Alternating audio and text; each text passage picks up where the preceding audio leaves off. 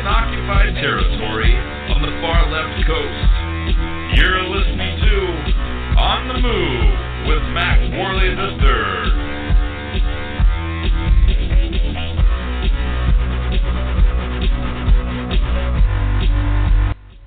Hello, ladies and gentlemen, boys and girls, patriots and preppers. I am Mack, Worley III, and this is On the Move, the show that attempts to inspire you to stand up for your rights. As I've said before, this is not my show, this is your show. This is your grassroots activism movement. It's the On the Move movement. It cannot function without you, however, it is bigger than one man. I want to thank each and every one of you for taking the time to get involved, and most importantly, for your patriotism. We have a action-packed show for you all today. There is so much going on in the news right now that we're going to try to cover. I'm going to try to squeeze it all in. Some of it is outrageous, and some of it's just plain funny. So we're going to try to cover it all. The date is April 13th, 2014, and I believe that we have an amazing show in store for you. Like I said, there's a ton of stuff we're going to cover. We're going to talk about Common Core, Mike Huckabee, and his thoughts on it, and a lot of stuff relating to Mike Huckabee himself. We're also going to talk about the Bureau of Land Management's encroachment on the Bundy Ranch in Nevada. Plus, I also want to talk to you all about some friends of mine, the Clark family, who are having a fight of their own with the government. They're involved in an issue right now where CPS is trying to take away their children simply for their stance on immunizations. And we're also going to talk about whatever you guys would like to talk about as well. So feel free to call in with your own topics. Anything you'd like to discuss is up for the conversation today. So we'll be taking your calls and reading your emails. If you'd like to join the conversation today, please give us a call. The number to the show is 619-924-0986. Again, that is 619-924-0986. Or you can email the show at talk@onthemoveshow.com. Don't forget to check us out at onthemoveshow.com. Here at Blog Talk Radio /On the Move Show. We do this show every week, every Sunday at 5 p.m. Pacific Standard Time. So feel free to subscribe to us on YouTube and everything like that. But also don't forget to set your reminder and follow us here at Blog Talk Radio. That way you can stay up to date on what we're doing.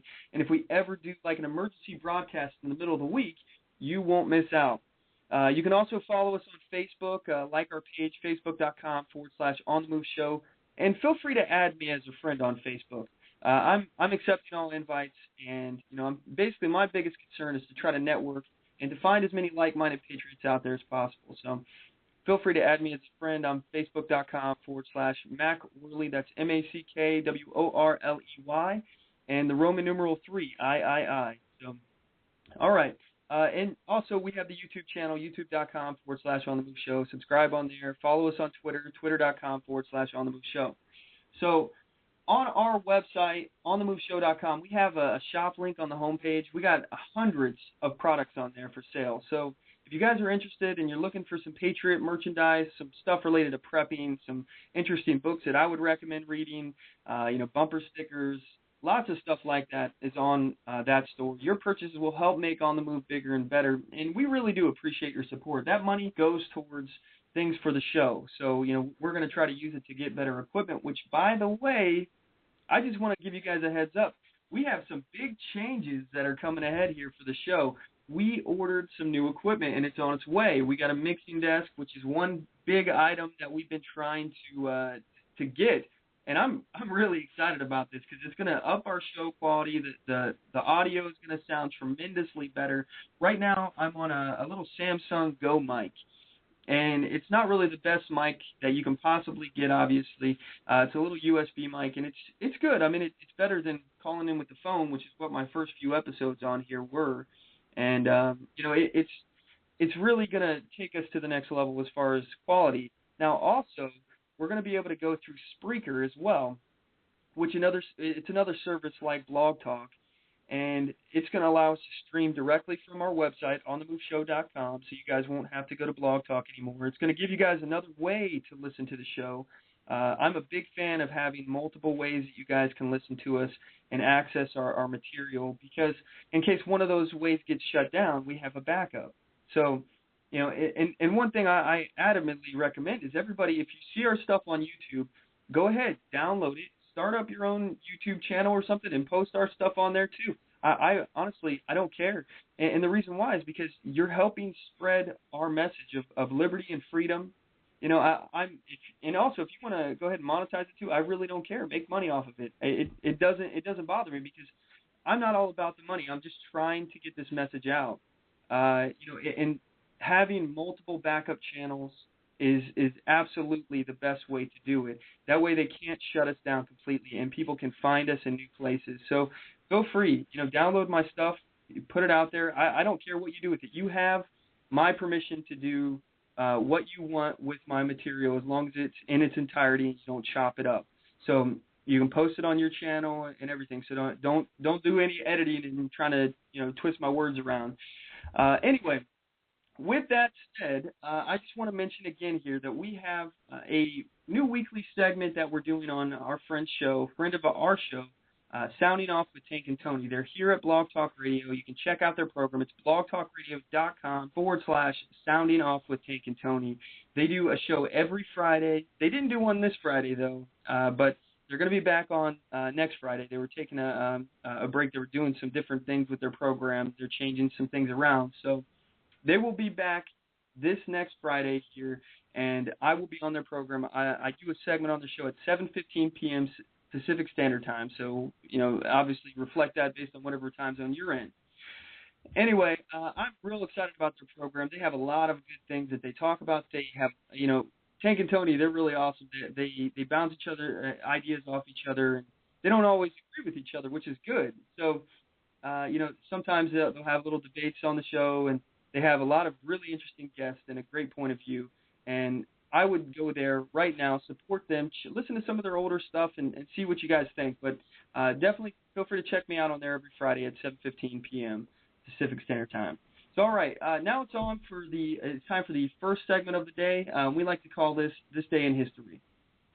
This Day in History. Because people have got to know whether or not the president's a crook. Well, I'm not a crook. Yesterday, what country can do for you. Mr. Gorbachev teared down this wall. And the people who knock these buildings down. A date which will live in infamy. We shall fight in the fields and in the streets. We shall fight in the hills. We shall never surrender.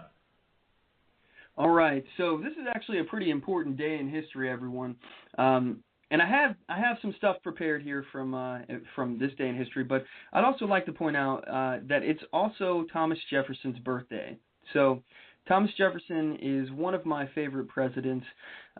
He was a very quiet man, soft-spoken, and he is the person who gave us the sayings like, you know, the government which governs least governs best. And he believed in small government. This is often referred to as a Jeffersonian republic. I find it's just really important that we mention this about Thomas Jefferson, that it was his birthday today. And anyway, we'll move on to the other topic here that I have prepared. According to Wikipedia, 153 years ago today, that's April 13th, 1861, was the start of the Civil War, where Fort Sumter in South Carolina fell to Confederate forces. So following the declarations of secession by 7 southern states, South Carolina demanded that the U.S. Army abandon its facility in Charleston Harbor. On December 26, 1860, U.S. Major Robert Anderson moved his command from the indefensible fort on Sullivan's Island to Fort Sumter, a substantial fortress controlling the entrance to Charleston Harbor. An attempt by U.S. President James Buchanan to reinforce and resupply Anderson using an unarmed merchant ship, Star of the West, failed when it was fired upon by the Shores batteries on January 9th, 1861. There we go. South Carolina authorities then seized all federal property in the Charleston area except for Fort Sumter. During the early months of 1861, the situation around Fort Sumter increasingly began to resemble a siege. In March, Brigadier General P.G.T. Beauregard, the first general officer of the newly formed Confederate States of America, was placed in command of Confederate forces in Charleston. Beauregard energetically directed the strengthening of all batteries around Charleston Harbor aimed at Fort Sumter. Conditions in the fort grew dire as the Union soldiers rushed to complete their installations of additional guns. Anderson was short on men, food, and supplies. Resupply of Fort Sumter became the first crisis of the administration of President Abraham Lincoln. He notified the governor of South Carolina, Francis W. Pickens, that he was sending supply ships, which resulted in an ultimatum from the Confederate government: evacuate Fort Sumter immediately. Major Anderson refused to surrender, so beginning at 4:30 a.m. on April 12th, the Confederates bombarded the fort from artillery batteries surrounding the harbor. Although the Union garrison returned fire, they were significantly outgunned, and after 34 hours, Major Anderson agreed to evacuate. There was no loss of life on either side as a direct result of this engagement, although there was an explosion of a gun during the surrender ceremonies on April 14th, which caused one Union death. Following the battle, there was widespread support from both North and South for further military action. Lincoln immediately called for 75,000 volunteers to suppress the rebellion, and that actually resulted in additional 4 states, the southern slave states, also declaring their secession and joining the Confederacy. This is where the Civil War has begun. So, with that said, I find it really interesting. This is, the big topic for debate on the Civil War is, the North claimed it was about, freeing the slaves and against slavery, and the South, they claimed that it was state sovereignty that was the issue. That, Lincoln didn't have the constitutional right to invade and to do what he was doing, basically. So, right now we can link this to what we're seeing today with the Bundy Ranch. And if you all haven't been following what's happening on the Bundy Ranch, then I would highly recommend that you start paying attention now, because there is some really interesting stuff coming out on this. So I just wanted to talk about this for a few moments here, and we'll be taking your listener calls on this. So if you'd like to join the conversation on this, please give us a call. The number is 619-924-0986. Again, that's 619-924-0986, or you can email the show at talk@onthemoveshow.com. So, I want to talk about what's going on down there in Nevada at Clive and Bundy's ranch. Mr. Bundy, he was paying grazing fees to the Bureau of Land Management, and he was doing this so that his cattle could use the land, the public land that was surrounding his property, as they've done for decades, even before the Bureau of Land Management's creation. So, and also, it's important for us to point out that this property, it's kind of in a disputed situation, and it's been grazed on. From what I understand, I think I remember hearing that his family's been grazing on this property for since like the 1800s or something like that. So it's been an area that his family has had control over in some form or another for a long time. And let me just point out that the Bureau of Land Management, it's a federal branch, all right? And this is state land. This is public land. This land is not owned by the federal government. It's managed by the Bureau of Land Management, which is a federal entity. But it's owned by the people. It's public land.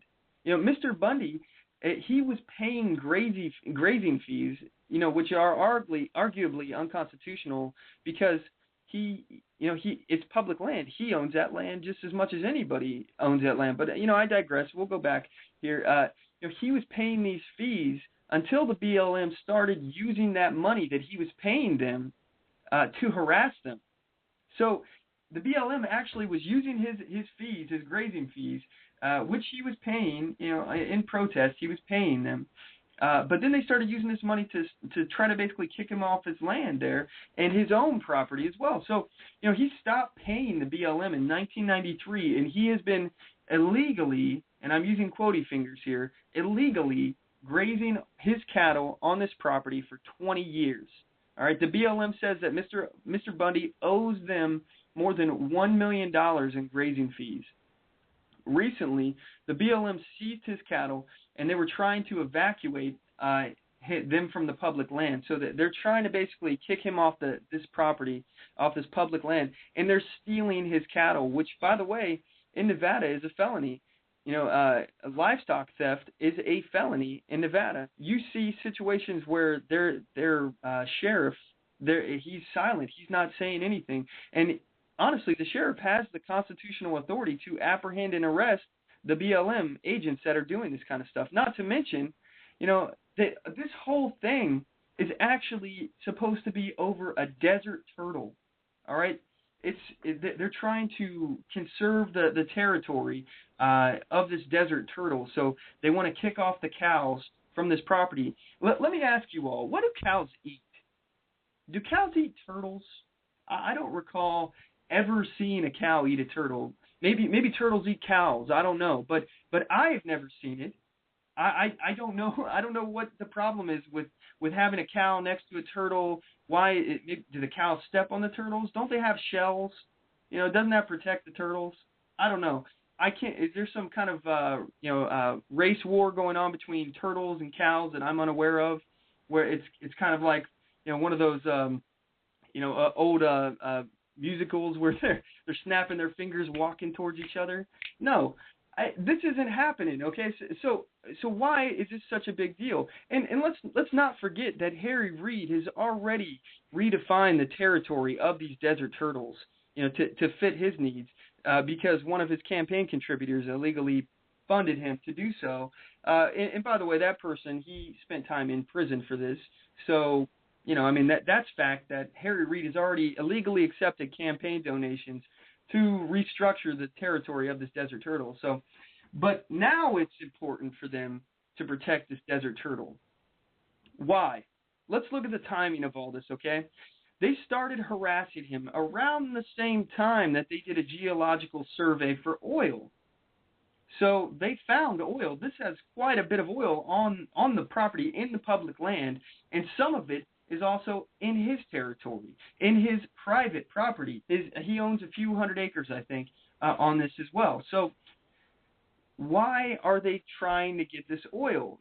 I've heard that people say, well, hey, it can't be about oil because Obama, he doesn't believe in drilling. He doesn't believe in fracking. He doesn't believe in any of this stuff. He's done everything he can to prevent the Keystone Pipeline. And with that said, why would he try to get at this oil? This has to be about this turtle, right? No. And I'll tell you why. Because it's exactly why Obama has tried to prevent people from drilling and fracking and things like that. This administration has its foot on the neck of industry. It wants to kill jobs. It wants to kill energy. Obama is already on record for saying that he's going to bankrupt the coal industry. And let's take a look at what happened. Everybody, can you look at the coal industry now? It's practically bankrupt. Obama is doing everything he can to kill energy in this country. So why would they want the oil? So no one else can get it. They want to keep everyone else away from it. And they want, Bundy, he's a last holdout. He's one of the last holdouts on this property that refused to go. And they want him out of there, and they're willing to do whatever it takes. The only situation, though, is that this has created an uproar. Patriots around the country have united with Mr. Bundy. They've all flocked to his, people from out of state have flocked to him, and people are coming in droves to stand by him. There's thousands of people down there that have come to help and to support Mr. Bundy. So, I think that the federal government has vastly underestimated the amount of support that Bundy has got. I sure didn't expect this kind of support, but hey, this is awesome. But they have reacted the way that the government always reacts. The government doesn't know how to respond to peaceful demonstrations. Let me explain to you, and we can just look throughout our history and find out how the government deals with demonstrations.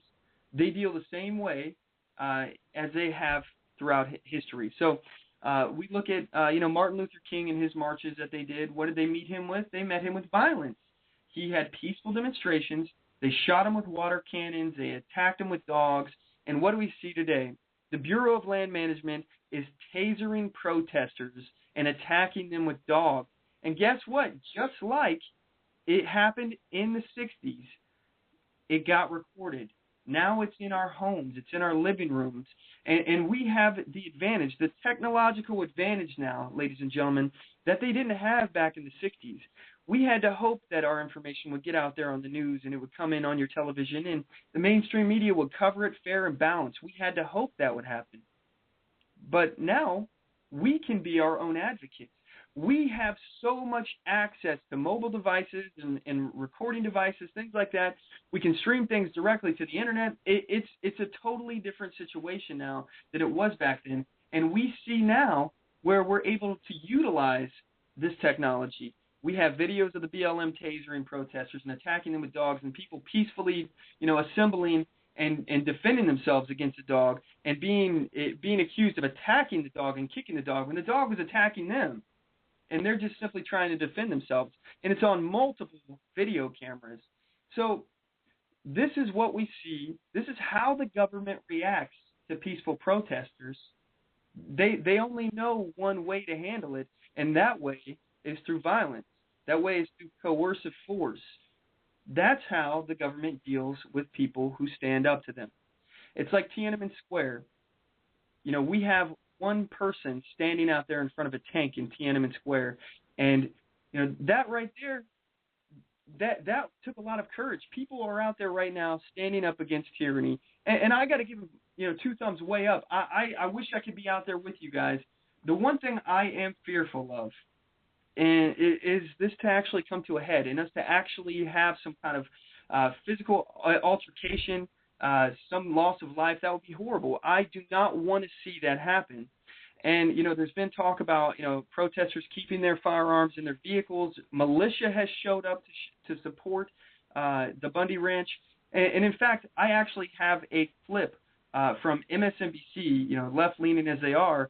I have a report that they did on the Bundy Ranch. And right now, we have seen a situation where protesters have actually backed the BLM off. Temporarily, maybe, who knows what will happen. But here's a report. The cattle battle in Nevada is over. The U.S. government backed down in its fight against a Nevada rancher over the grazing of cattle and more than $1 million in allegedly unpaid fees. NBC's Leanne Gregg is in Bunkerville, Nevada for us. Leanne, this clash between the Bundy family and the federal government started about a week ago or so in this latest heated battle, shall we say. So why did the government walk away? Alex, the Bureau of Land Management said that it wanted to stop the cattle roundup to avoid violence and to restore order. Every day the standoff became increasingly tense, and there was concern about the safety of employees and the public.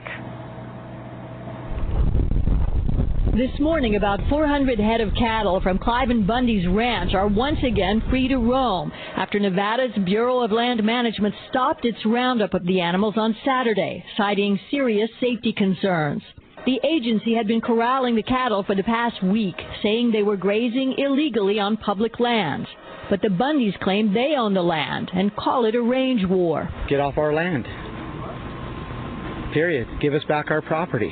Hundreds of protesters, many of them armed, rallied in support of the family. No BLM! Captured on video and posted to YouTube, the dispute escalated.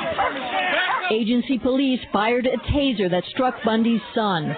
They had the tasers, they had the weapons, they had the dogs, and we had nothing except us. We were almost equally numbered, and then they were the aggressors.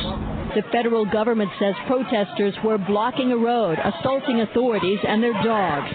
But the video prompted a call to arms from self-described militia leaders and those fighting for states' rights. One arrived carrying an AK-47 as the crowds grew. I'm willing to lay my life down.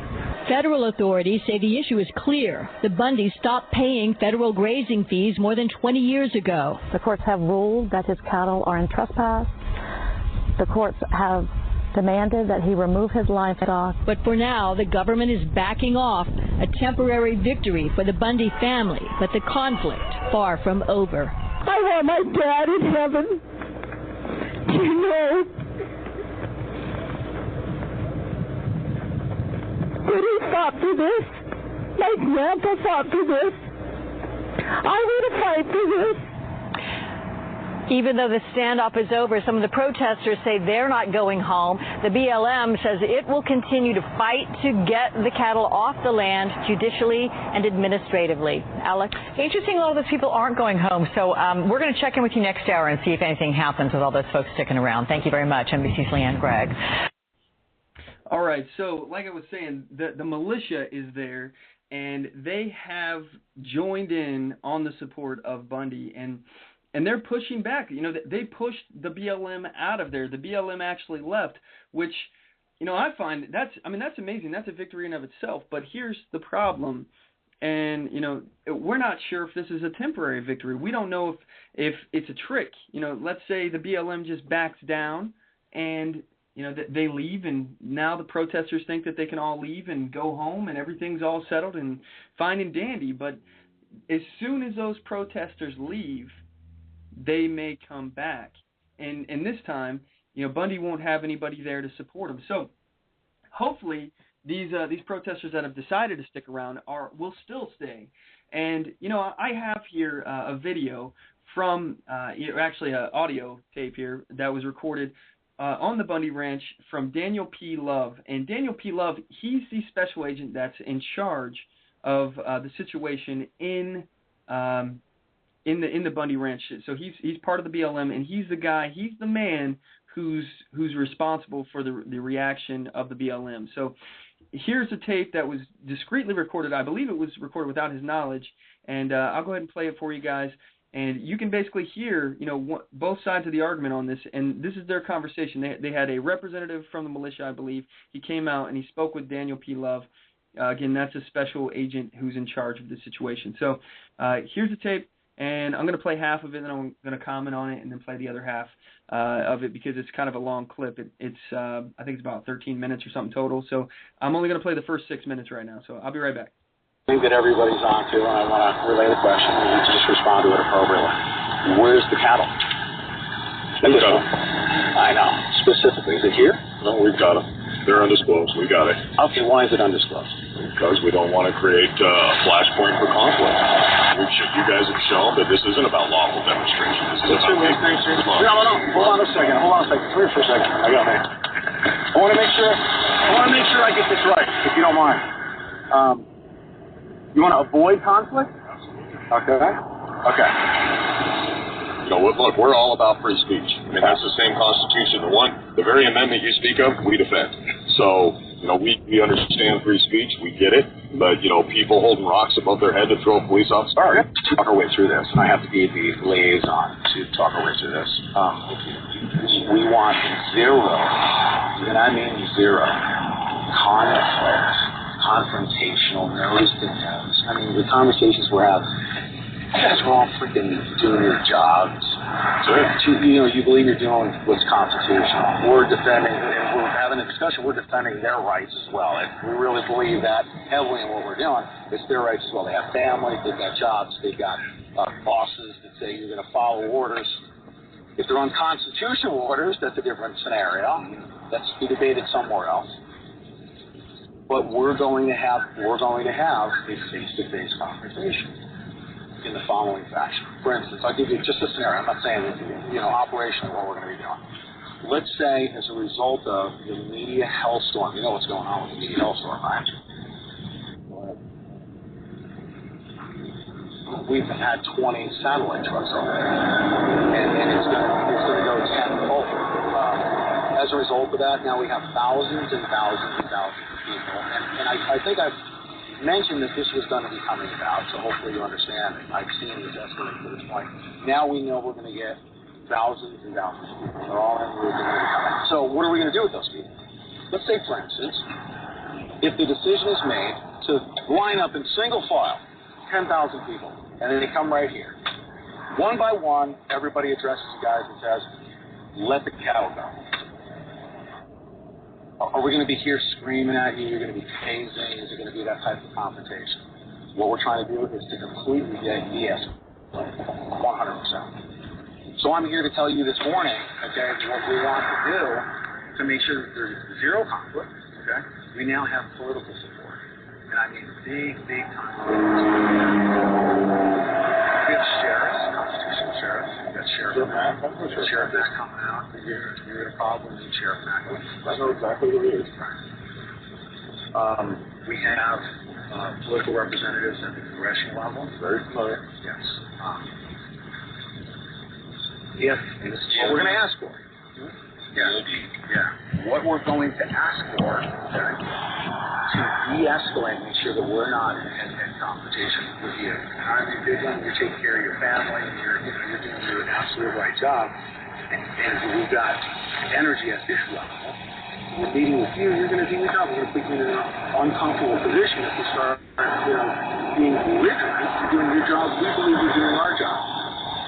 That's going to force a bad situation. So we want to let you know, for instance, we're going to come here, and it's going to be non-negotiable, okay, as to the U.S. Constitution. What we believe in and what we believe our political authorities and law enforcement authorities believe is the right thing to do.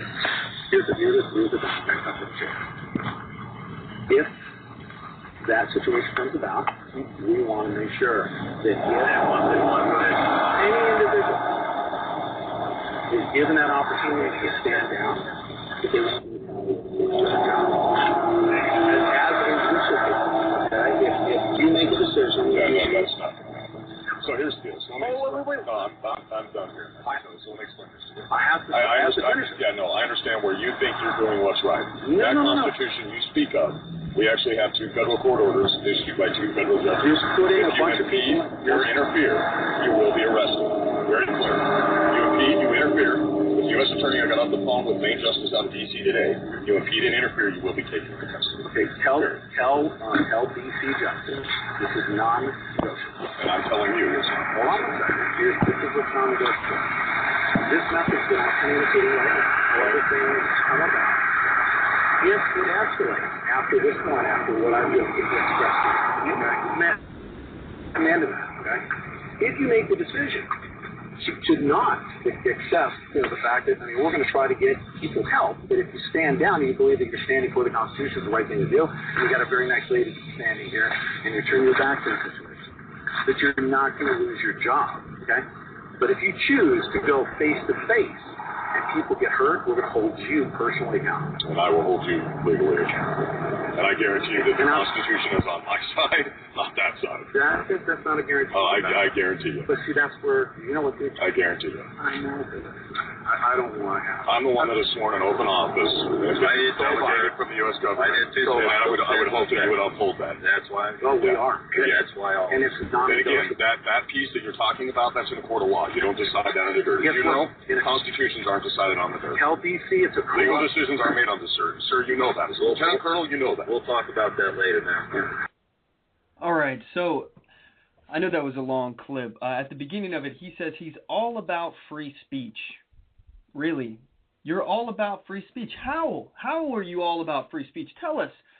Oh, well, we don't have to ask. Actually, we've seen what you've done. You've created these wonderful areas called free speech zones. That's how freedom of speech you're all about. You love freedom of speech so much that you have created specific areas that we're allowed to talk in. Thank you. Thank you, Daniel P. Love. You're the man.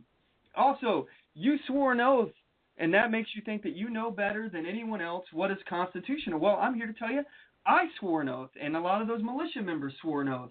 And just because we swore an oath, that doesn't mean that we know anything about the Constitution. In fact, it behooves the government not to explain it to us, because when they do, we start to realize that they're in violation of it. So, just because you swore an oath to defend the Constitution, that does not give you the right or any knowledge about the Constitution at all. Let's also point out the fact that historically, just following orders is not an excuse. So if this down the line ends up in bloodshed or, people being hurt, it's going to be the responsibility of the BLM. And just following orders will not be an excuse. They have been using drones to survey the Bundy Ranch. Just so you all know, they know exactly who's there. They've identified it as a threat profile matrix, and they know what exactly kind of threat that these people possess, know what kind of weapons they have, and know the training. They probably have dossiers on all these people, which is exactly why they backed off they're hoping that the protesters go home. They're hoping that the militia packs up and go home. And, you know, you can hear the cockiness in Daniel P's voice in this next clip I'm about to play for you. And he says something that I find pretty disturbing. And he's basically challenging the militia. So here it is right here. About that later now. Yeah, but you know that that's not where it's done, right? Tell DC it's a legal decisions are made on this, sir. Sir, you know that. As Lieutenant Colonel, you know that. We'll talk about that later now. Yeah, but you know that that's not where it's done, right? Well, let's put it this way. I'm not here to actually talk because that's his job. Yeah, but there's a law. You will be taken into custody. You're impeding with the U.S. Constitution. No. You're not impeding. Mr. Santilli, I appreciate that. You're absolutely right. You can fight that argument from jail if you choose to take that action. It's not going to be a fight. It's going to be non-negotiable terms, peacefully. Okay, and if you bring violence, I'm being very clear to what the terms are. I want you to hear me. You interfere, you impede, you will be arrested. Are we clear? Same. Okay. Again, if you interfere and impede, you will be arrested. I don't know how you plan on arresting me, but good luck with that. Well, there's going to be some law enforcement officials that are going to be going to jail if they're unconstitutional. Okay, yeah, don't do that. That's not going to end well for you. Yeah, I'm not going to do that. Yeah. I'm relaying that doesn't happen. And again, I've seen your numbers right now. You better hope that 10,000 show up. Because if you show up with those numbers, we got plenty of people here to take all those people to jail. So don't do that. Sir, please, this is not, okay, don't challenge this. I'm telling you right now. I'm telling you not to interfere or to impede. You're telling me you're going to show up and arrest officers? That's not going to happen. I didn't say I was going to do that. It's not going to happen. If anyone is unconstitutional, does not follow and abide by their oath to the U.S. Constitution, they're going to be arrested, including the sheriff of this county. Okay, well, you start with him. Go arrest Doug Gillespie. Once you accomplish that, you come back and he will be incarcerated. He fails. Okay. He refuses to uphold his oath to the U.S. Constitution. You let me know when that occurs. He will go to jail. Okay, let me know when that occurs. Okay. Once that occurs, let you and I have a discussion about what the next step looks like. Right. All right? We don't want anyone to be harmed. We're not going to come here aggressively. Okay? It's not under aggression. You can turn your back. No one's turning their back. I'm turning our back. You have the option. You have the option not to create a conflict. And I'm telling you right now, I'm putting you on warning, okay? You on warning as the messenger. If you violate, you impede, you interfere with 2 lawful court orders, you will be prosecuted, you will be arrested. They're unlawful court orders. Sir, again, I appreciate that. You are not a judge, you are not a lawyer. But me personally, if I was going to be that person that you would be addressing, if you believe that I'm impeding, okay? You know what? I would be willing to do. You are lawfully going to custody under the Constitution. You can go before a federal magistrate, and you can argue your case about the lawfulness of court orders. I did not come here to do anything but to give you the opportunity to prevent a scenario where you're going to make a decision to cause harm to people. Again, that decision will be made by your supporters in that camp. Your presence has incited. No, our presence, we're lawfully here. Look, you see all these signs? You're in a closed area. You're on federal land. You don't have to like it. It is the law. It is not federal land. It is federal land. You think so? I am positive. I'll bet you lunch. Mr. Santilli, if you were right, I wouldn't have a job. So you know what? Be right. Get it changed, and then I'm happy not to wear this little gold shield that I have on my head. You're managing it. Again, you're not the owner of the land. Go get Gillespie. If that is your theory, do it the legal way. Go get the sheriff. Come on down with the sheriff. Theory, that's what I'm saying. Okay, you've been misinformed. Then make it happen. And where is you know how dangerous it is? Where is he, Santilli? Hold on a second. You know how dangerous it is for you to run around with a gun and badge with what you just told me, that you think it's theoretical. That you actually believe that you have the Constitution and the law behind you and the entitlement, and you have a badge and a gun? Yeah, we do have the Constitution. Sorry. Yeah. We do. I'm very concerned at this point. I'm very concerned too. I'm going to tell you, you're actually with confidence at this point. You're basing everything on the numbers. Is that what you said? Again, we are very confident we will continue to do what's lawful in this country. If you come here, you impede, you interfere, you don't obey lawful orders, you will be taken into custody and prosecuted. Okay. You have the opportunity to avoid an unnecessary impede, interfere, or violate the law, you will be taken into custody. Respectfully, I'm just trying to do that. And again, we're not coming down there. You see us down at his house, see us on his private property, see us on anybody's private property. We're on federal land, which is managed by the United States government, something I think you can appreciate. Managed by the United States government. owned by the public, managed by the United States government, gives us our legal authority to be here. Again, if you come unlawfully to impede, you interfere, you'll be arrested. Period. Non-negotiable. Okay. Seems fairly simplistic, right? Yes. Make the right decision. You do as well. Yeah. Colonel, listen, I will. So he's challenging them, saying you better bring 10,000 people because what you have now, we can arrest them all right now. So, and after so many people showed up to the Bundy Ranch, so many supporters, the BLM is back down. They marched slowly up to the cattle gates that they were housing the confiscated, the seized cattle from Bundy, and the supporters took the cattle back. I saw a video personally of the BLM slowly backing away from the protesters and everything, and this was a huge victory. I mean, this is a big deal, everyone, a very, very big deal. So, with that in mind, we do have to stay alert and we have to pay attention because this is what the government likes to do. Is they like to make things act like they're not a big deal, and the situation's over, and then they come back and they actually take advantage of us not paying attention. So, and I would just like to point out that the Nevada Clark County Commissioner, Tom Collins, this man has said some very, very outrageous things. Tom Collins, he said that the people who are coming in from out of state, he was referring to the people in Utah who are planning to travel to Nevada to offer support for Cliven Bundy and his family against this tyrannical federal government. He said that they better have funeral arrangements.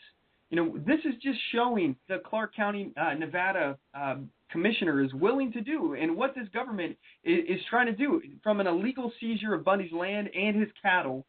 These are all felony crimes. And they're prepared to kill people over this, over a turtle. A turtle. And it's, like I said, I think this is bull. I'm curious what you guys have to say. If you'd like to join the conversation, give us a call. The number to the show is 619-924-0986. Again, that's 619-924-0986. And we're going to cut to a quick commercial break at this point. When we get back, we're going to have Andrew and Suzanne Clark on the line, and we're going to be talking about the situation that they're going through right now, and basically how the CPS is trying to steal their kids, is trying to kidnap their children. So I hope you all stay tuned, and I hope you're listening and paying attention to what's going on with that because this could affect you. Again, if you want to join the conversation, 619-924-0986. We'll be right back after this break.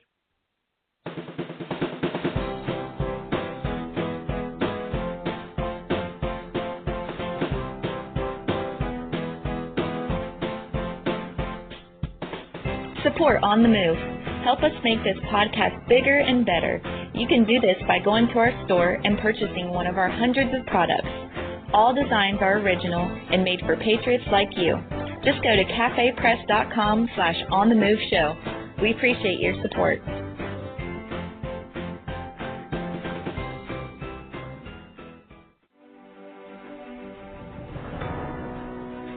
Hi, I'm Latasha Worley, and I work with candidates to creatively and effectively communicate their message to voters.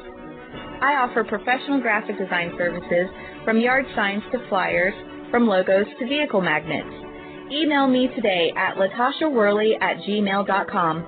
That's LATOSHA Worley@gmail.com for a quote on items for your campaign.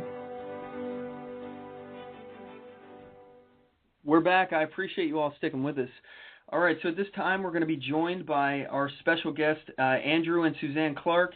They are going through some Child Protective Services issues, and this is basically stemming from their decision not to fully vaccinate their child with, dozens of vaccines, and this whole legal battle that's about to ensue with them is coming from that. So I have them on the line here. Are you there, guys? Yeah, we're here. Yeah. Okay. All right. So if you could tell my listeners first of all, where did this all happen? Give them a little background on it, and then we'll kind of talk about it. Sure. Back on February 14th, Valentine's Day, I had an issue with my scalp. It wasn't a major deal, but I wanted to get it seen.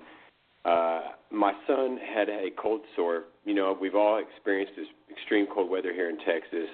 One of my 5 children had a cold sore on his nose. My wife was under his nose and was treating him with natural coconut oil, which made it go away. But then we got a second wave of cold weather, and it came back again. So we decided, you know, why not take him along with me? Unfortunately, we are on government assistance. I have worked in the past for Apple and Thomson Reuters and had good insurance. But at any rate, we utilized the government resources. We went in and took him in. We went into to Trinity Mother Francis, which is located in Canton, Texas. It's an urgent care clinic. They told me that I'd be seeing a physician's assistant. I don't know if I can name her name, but we'll just go with her first name, which was Judy. You know, they took a basic information from us. She sat us down, and, you know, right off the bat, she seemed kind of, you know, in a bad mood. I didn't, you know, what to do. She's like, what brings you in today? And I started explaining, you know, my situation. She goes, well, he's the one that's sitting on the table. What's going on with him? And I told him that, you know, I pointed out the little rash underneath his nose. Part of it was scab because he's 6 years old. I mean, kids pick it, you know, their scabs. And she went immediately into, like, you know, how long has it been going on? I assumed, you know, I was thinking it had been longer than what it was. I was thinking a month and a half off and on when it went away completely and came back. She's like, why'd you wait so long? I was like, well, it's just the rash. You know, there's no high fever or anything that indicated he was in serious, you know, injury, you know. And like I say, my wife was treating it, and it would fade away. Then she started going into immunizations. It was like I was being grilled one thing after another, and I've never experienced that with any of the doctors that I've taken my kids to in the past 12 years. So I told her, I said, you know, look, I feel a little uncomfortable with you. I think I want to take my child to another physician for, you know, a different opinion. Or I just, you know, I was basically saying I don't feel comfortable. So I took my child's hand. I was calm about it. I started to take him off the table that he was sitting on, and she immediately grabbed his shoulder and stuck a stethoscope in his ear, which really aggravated me as a parent because I'm like, wait a minute, I just said I was leaving. This is a doctor's visit. This isn't, you know, interrogation. And so I took my son down, and she just shot this evil look at me and stormed out of the room as I was walking out and shot back an evil glance. You know, I was pretty upset by it, but I just walked out of there, got in the car, came home, told my wife about it.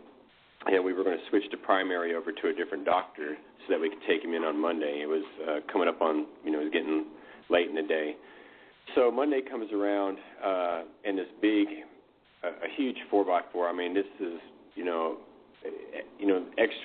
the extra features on it, big, huge knobby tires, nice big sports package grill on the front, tinted windows, rolls up on my property on 5 acres we have here in Emory. Well, I was actually outside. I homeschool all of our children. I've been doing it for 5 years, and it works out really well for us. So I was outside with the kids. It was their recess time. They were all just right in front of the house, riding their bikes. I was outside with them, and he gets out, and he introduces himself to me as CPS, and he said, I'm here for Caden. And, you know, I immediately knew what this was about, and so, you know, I called Caden over. It was already healing by that point, his nose. I said, you can look at it and see it's already healing, you know, just in the past 2 days. And so then I had my husband come out. You know, we were very polite with him. We answered his questions. We let him speak to all the children. They were all outside. He asked for their names. He asked for their names, their ages. But he talked to the kids. And then he said, well, what I'm going to need to do is I'm going to have to go ahead and come inside your house, and I'm going to have to interview each of the children privately, separately on their own, and take photographs of them. And that's when we said, well, wait a minute. I really don't think that's necessary at this point, you know, considering what started this. Well, so, Suzanne, have you guys ever had any issues with CPS before? Has anybody ever complained about you or came to your house to do this kind of inspection before? Never. We've never had any contact with CPS ever. Okay. Since we've had our daughter, 12 years old. It's a little bit ridiculous that they want to do all this investigation based on one doctor, you know, in that situation. So I'm sorry, I didn't mean to interrupt your story. I was just curious, but carry on. Go ahead. Yeah, exactly. And, you know, the point was we didn't even it's not like he came to the door. We were inside, and we refused to let him see any of the kids. He actually saw physically all of them right there.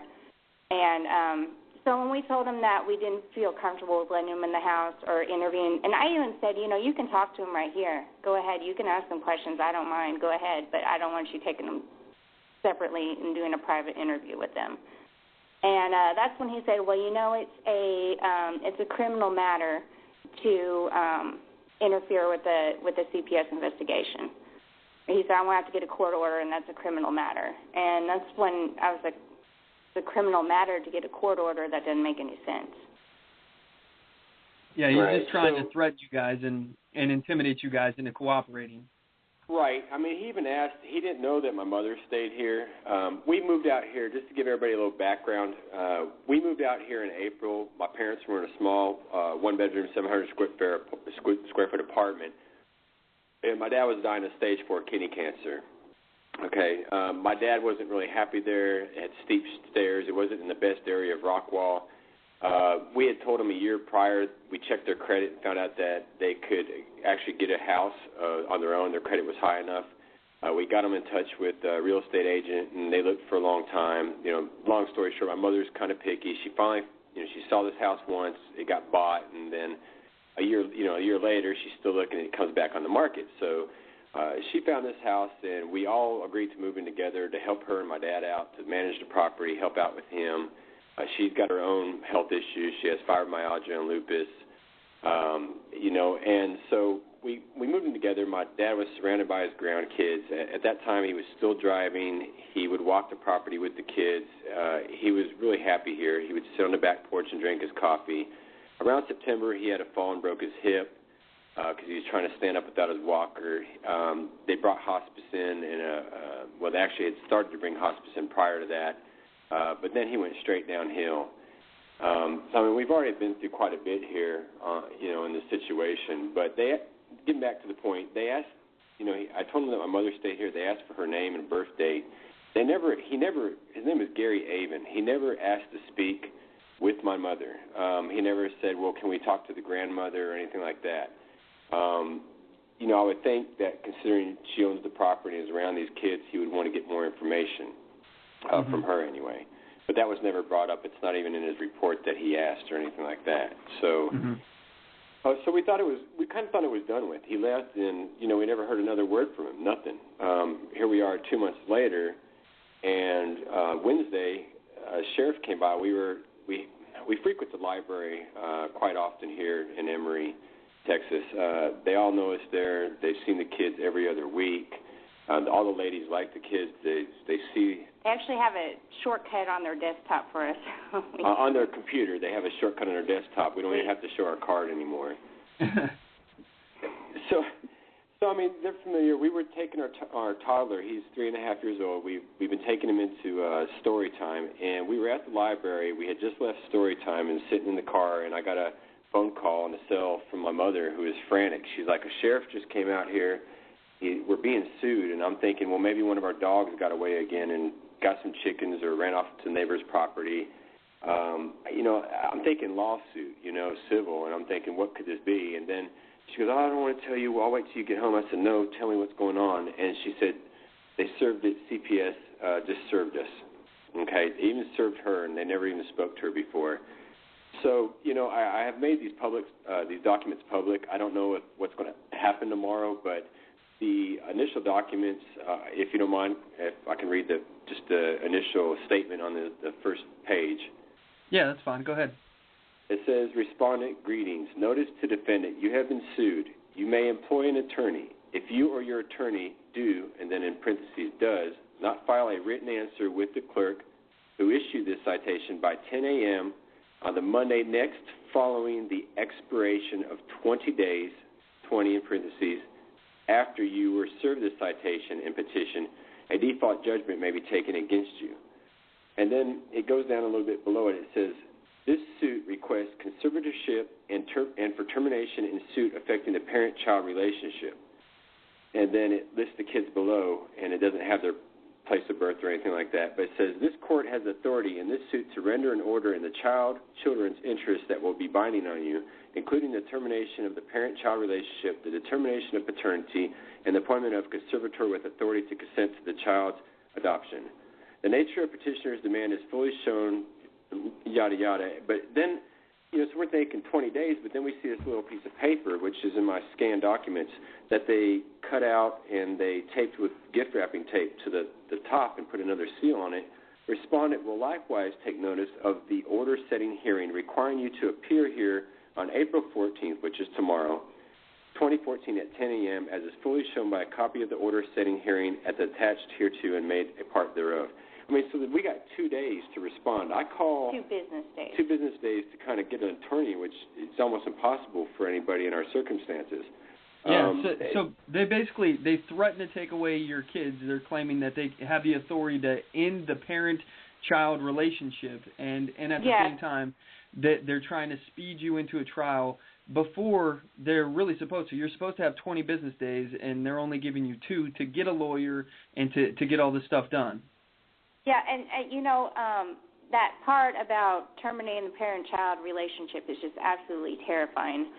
And we called the clerk because we wanted to ask both about that and the taped piece of paper, and she said that she apologized, but she had a new lady working for her acting like that was a mistake or something about the, conservatorship and termination of the parent-child relationship. But if that's what it says on the paperwork, that's what's on the paperwork.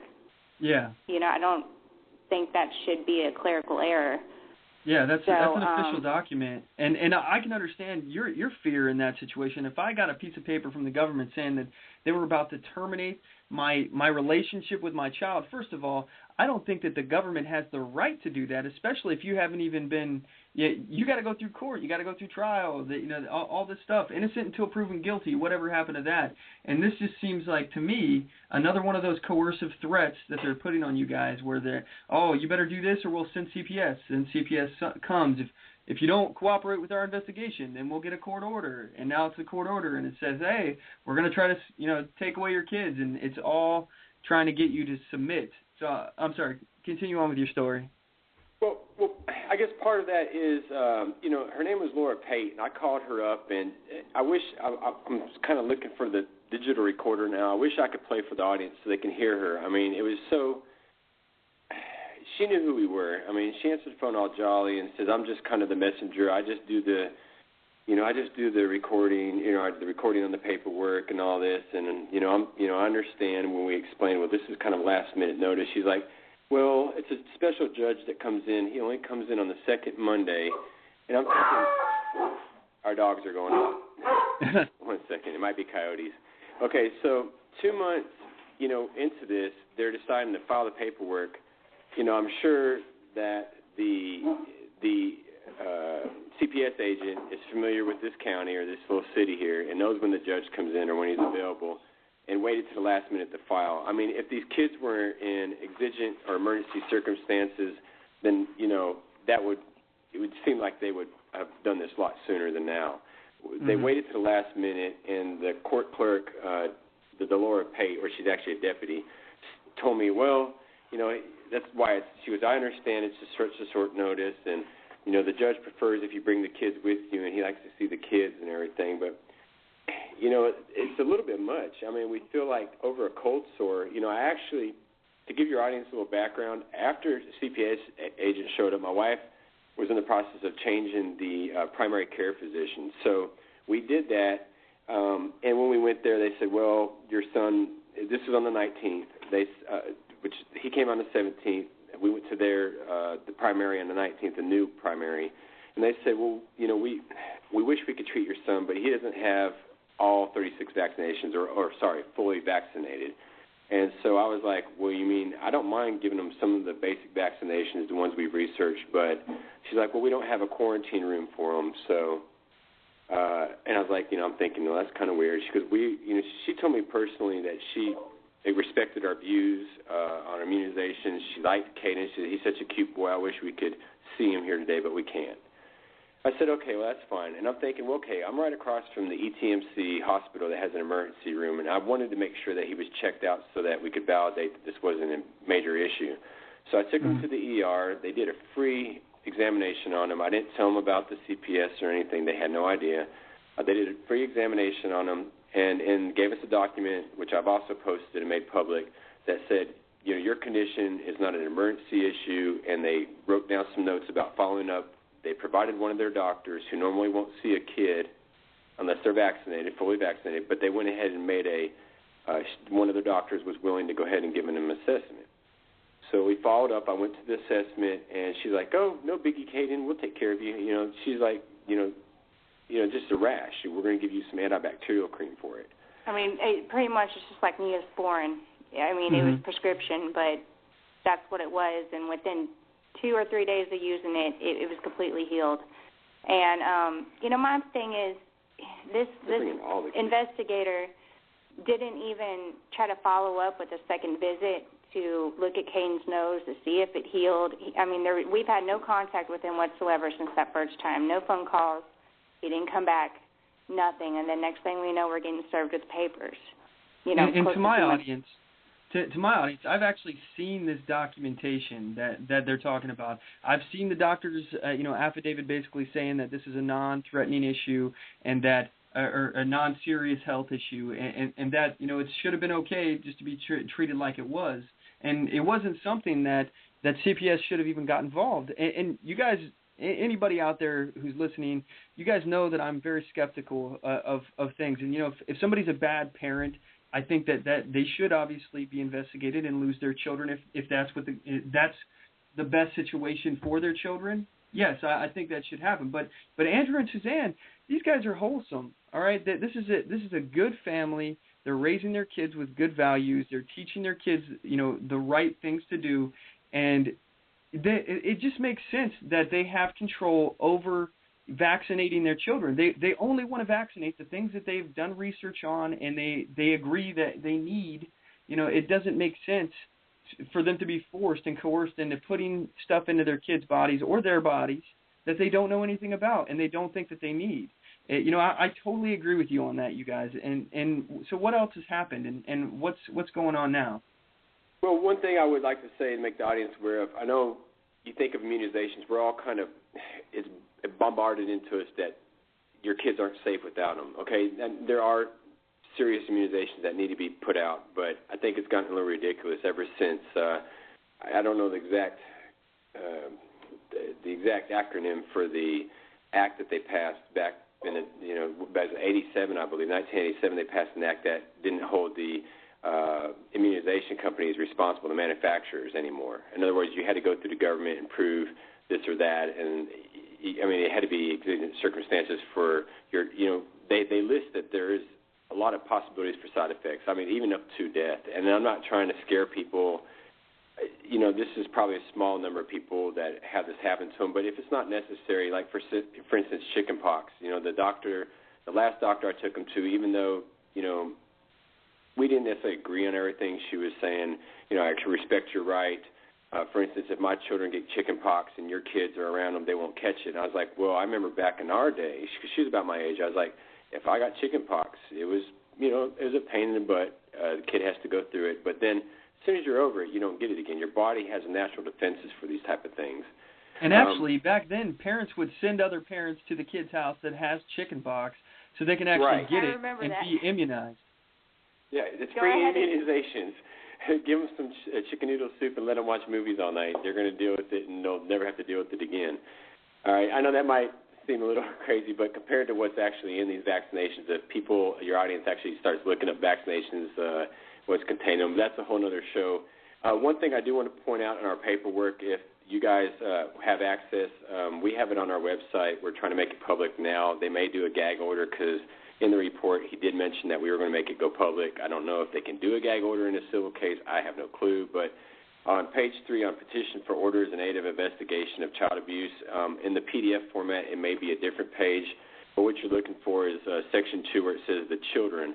It lists every one of our children, but then under 3, facts, it says on February, under 3 facts, Section 3.1. It says, on February 14th, the day I took my child in, Caden, the department received a report of child abuse and or neglect with respect to the above referenced children.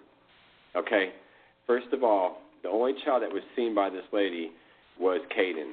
And this is not an assumption of who made this report. It flat out says medical staff and lists the situation. It tells the clinic that was taken to, and in the report they said they received, it only mentions Caden's name. That's it. Mm-hmm. There's not any other one of our children's names mentioned in that but Caden.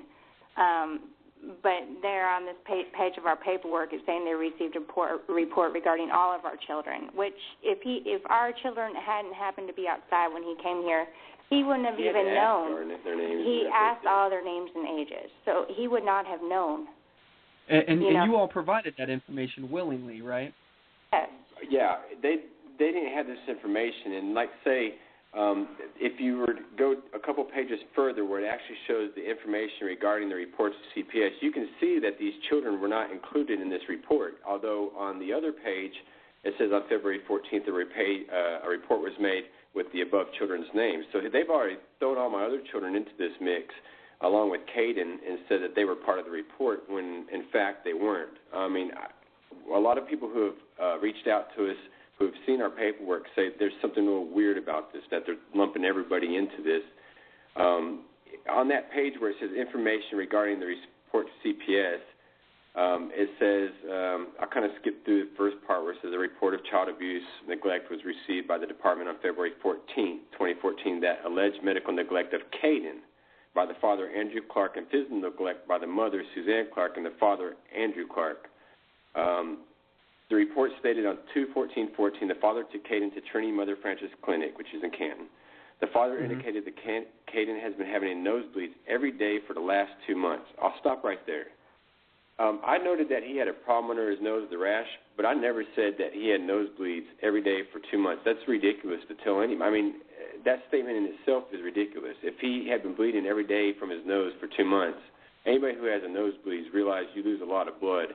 That's just, what parent would tell a doctor that? I would have taken him in first, 2 days of him having a nosebleed continuously. And so she's exaggerating the fact that I told him that he had this rash for a bit. Absolutely. Then it says Caden had dry blood on his nose.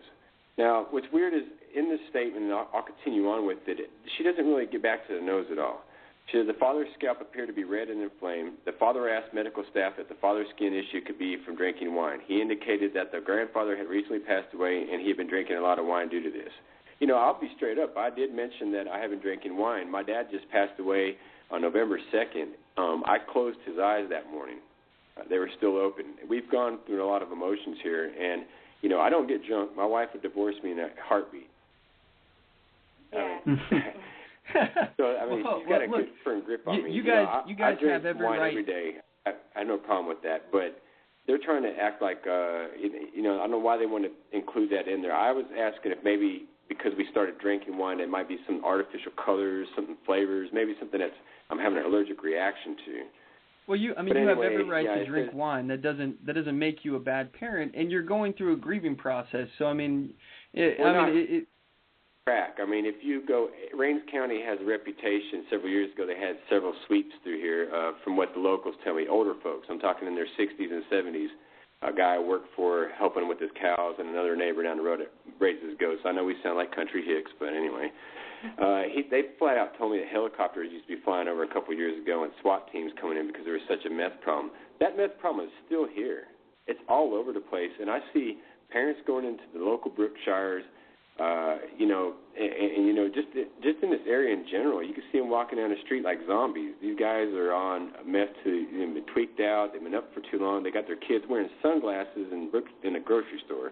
And I wonder why, I even mentioned that to the CPS officer. So why aren't you messing with these people? Well, that's what's so frustrating is, as a homeschooling mother, my whole life is taking care of my kids. I don't get days off. I don't get to clock out. It's 24/7 for me all the time, and that's what I do.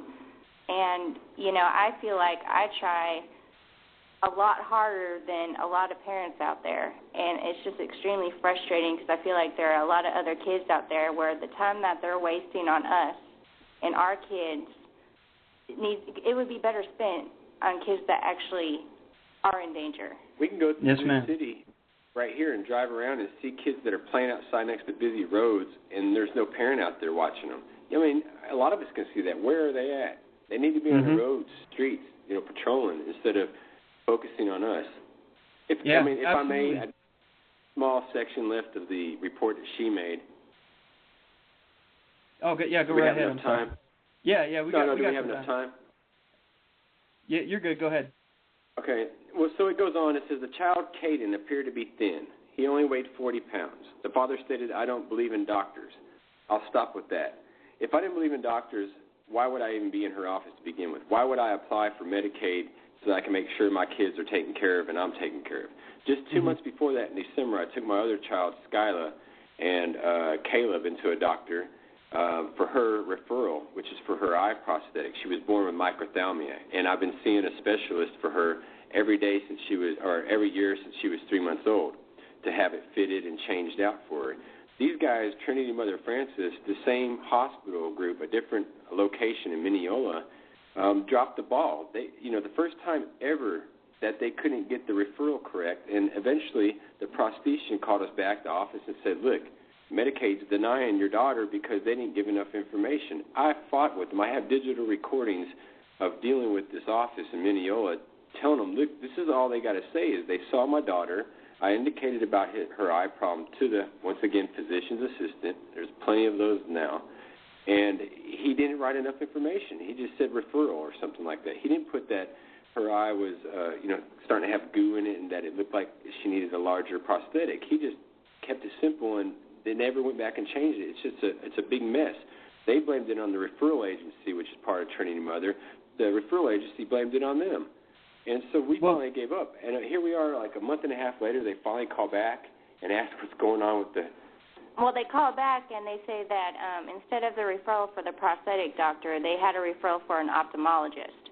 Now, she's had her eye removed. She had an operation to have her eye removed when she was 5 years old, so an ophthalmologist is not going to do her any good.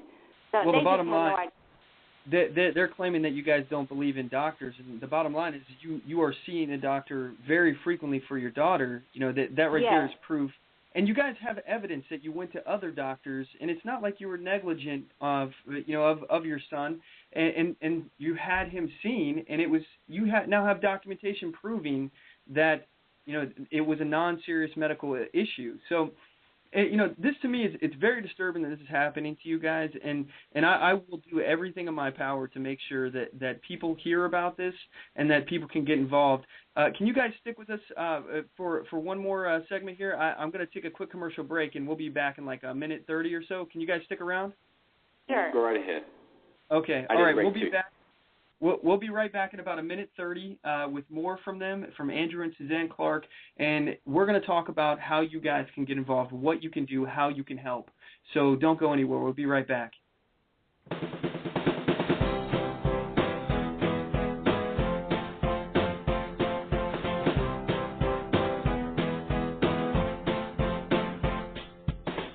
Support On the Move. Help us make this podcast bigger and better. You can do this by going to our store and purchasing one of our hundreds of products. All designs are original and made for patriots like you. Just go to cafepress.com/onthemoveshow. We appreciate your support.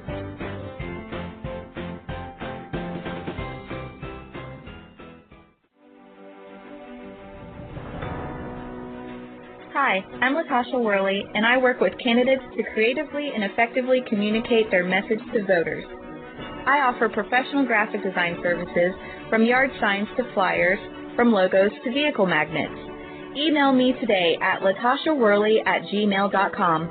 That's LATOSHA Worley@gmail.com for a quote on items for your campaign. And we're back. We've been talking with Andrew and Suzanne Clark about their issues with Child Protective Services, how the Child Protective Services is trying to take away their children because of their beliefs in immunizations. This to me is disturbing, and if you don't think it can happen to you, think again. This can happen to anyone for any reason, and they're here to tell you. So, Andrew, Suzanne, what can people do? I know you guys have a defense fund that's set up, so how can people help? What can they do? What do you need from people to help get involved? No, we don't normally want to ask anybody for help. We believe in taking care of ourselves. I mean, I had a good job working for Apple for 2 years. I made decent money. I was able to take care of my family. I worked for Thomson Reuters. I've been working tech support since '99 in Dallas Metro. But being in this rural area, we are really short on funds. I've done everything from working at the local restaurant before my dad passed, making minimum wage, to loading cows up every week for $50 the first hour and then additional 10 after 5 hours each.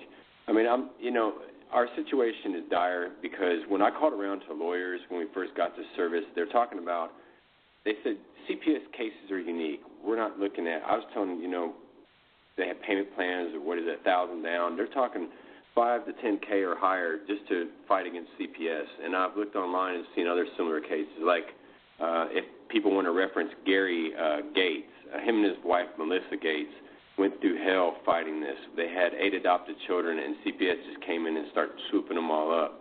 They got their kids back, but they're still fighting this to get his name off of what CPS says was emotional abuse. I mean, he had a psychologist even say he would place his own kids with Gary and Melissa Gates. But yeah, anyway, so we have a legal defense fund. We put it up on Indiegogo.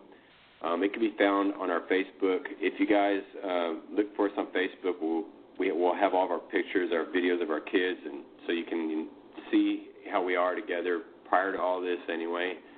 That's going to be, if you go to Facebook, you do a search, it's going to be Dare to Prepare, DOTNET. That's our business that we had going for a little while. Right now we're switching our credit card processors, and we'll have our business back up. But that's how you can find us. It's Dare to Prepare, .net, DOTNET. We have links to the fund. It's don't have a direct link. I don't know if you have it there. I have it actually posted on my website as well, or on my Facebook and my Twitter. So anybody out there who's listening that is familiar with my stuff, Facebook.com/OnTheMoveShow. It should be one of the most recent posts, and on Twitter.com/OnTheMoveShow. It's the most recent tweet, I believe. So it's a link to their defense fund. Support them. Do what you can to help them. And honestly, Andrew and Suzanne, I think you guys are outstanding parents, and I really hate to hear that this has happened to you guys. Please stay in contact with us, keep us up to date, and let us know what's going on with this, because I'm really concerned at what's going on, and like I said, I'll do everything I can to get your guys' story out. And if they do place a gag order, I'm happy that we managed to get this interview here a little early, before your hearing tomorrow. Because if they tell you guys you can't talk, we don't know exactly what's going to happen tomorrow. He could have closed this case if he wanted to and considered it incomplete if he thought the children's safety was not at risk. According to their handbook. According to the actual CPS handbook. And he's chosen not to do that. He got a court order. So he's saying that he thinks these children's safety is at risk. And I don't see anything to make him think that or make him go forward like this. So, we don't know what's going to happen tomorrow. We haven't had much sleep. The kids are upset. They know what's going on. And, Mack, real quick, I know you're about to finish this segment up, but I want to say that if anybody can look at these documents and look at the CPS agent report, nothing that the physician's assistant stated matches up to his observations of our children. That's why we're not sure why he's continuing to push this on. He said that they looked healthy when he came out here. He said they all look like they were in good physical condition. So we're not sure. It's not like these kids' arms are broke. We got caught in a drug bust or anything like that. We're drug-free, no felonies or anything like that.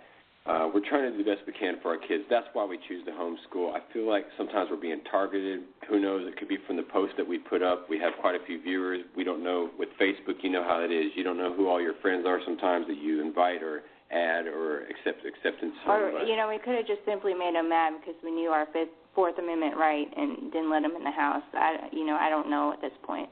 Absolutely, but also, CPS, they get incentivized monetarily to abduct children, to take children away from their parents. They get paid for every child they take. So they probably are looking at you guys as a big cash cow. You guys got, is that 5 kids? Is that correct? That's $20,000 per the President Bill Clinton Act of '97. It's $4,000 per kid. Now, if they determine one of our kids has a disability in the developing stages of life, kids can often be shy, and that's another additional $2,000 on top of whatever medications they give. And then on top of that, we have to pay child support for each of these children. That means me and my wife, instead of being able to try to fight to get our kids out once they take them and put this towards lawyers' fees, we're going to have to be paying CPS and the foster parents' money. And on top of that, there's numerous statistics showing that kids who go into foster care are more likely to be abused. That's our biggest fear. I mean, we're a mess right now, to be honest. Quite honest, Absolutely. We're a mess. We haven't had much time to prepare. Monday's coming up. That's within just a couple hours. So. Absolutely, and my heart goes out to you guys. You know, I know the panic that you guys have to be experiencing right now.